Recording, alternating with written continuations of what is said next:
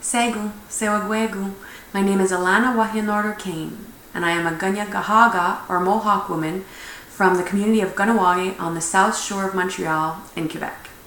For this video, and most probably for my final paper as well, I am interested in exploring and learning more about social determinants of health of Indigenous people. More specifically, I am interested in the health inequalities that exist and which policies contributed to these inequalities. As most of us already know, and as we heard in this week's video, the Canadian government, and before them, Britain's, social policies regarding Indigenous people, or rather their Indian policies, were, and mostly still are, paternalistic policies. They are intended to promote Aboriginal assimilation. The policies, whether it be the Indian Act or others, restricted the movement of communities through the creation of reserves and encouraged Indigenous people to behave in non-traditional ways, basically strongly encouraging them to live like the surrounding non-Indigenous populations. Most communities, if not all, could no longer hunt as they once had, fish as they once had, gather as they once had.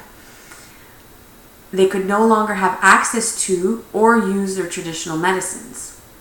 It seems rather unsurprising then that such policies led to a whole host of social and health issues and inequalities within these newly created, somehow artificial communities. This topic is of specific interest to me for three main reasons. Firstly, until early this year, I worked as a health programs liaison for a body called Datsara, which translates to for all the people to be concerned in the area of good health. Datsara is Kahnawak's global health and social services agency. A project I worked on involved creating health portraits using the data we collected through our regional health survey. It was the first time that Kahnawake participated in this initiative, and the results confirmed some of the health inequalities that we already suspected. The data was compared to Quebec's wider population and/or the Canadian population. However, some of the results were also pleasantly surprising. For example, the number of people who drink alcohol in Kahnawake is actually lower than the provincial average. The results are important as it gives our local health and social service organizations direction on the areas to focus on, as opposed to what the government, for example, thinks the focus should be. Secondly, in my current role as an employment and training counselor, I am very interested in how government policy influences Indigenous people's social determinants of health, such as income and social status, employment and working conditions, and education.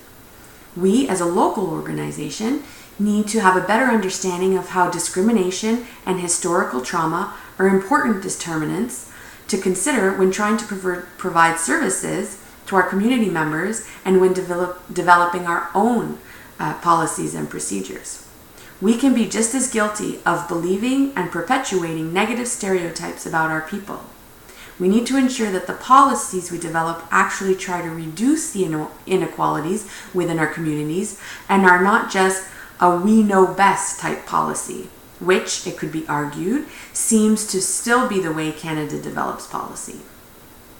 Lastly, being an English-speaking Indigenous community in Quebec brings an extra set of challenges with regard to accessing services. The language laws in Quebec make it very difficult for most of my community members to access health and/or social services. An example is how difficult it has been for most parents to utilize monies available to them through Jordan's principle because it is so difficult to find English-speaking professionals to help them with their children's special needs. As someone who is looking to continue working within my community in the health and social services field, it seems crucial for me to learn more about the many complex Indigenous social policy issues. Although most times we wish it weren't so, we need to work within an already established system.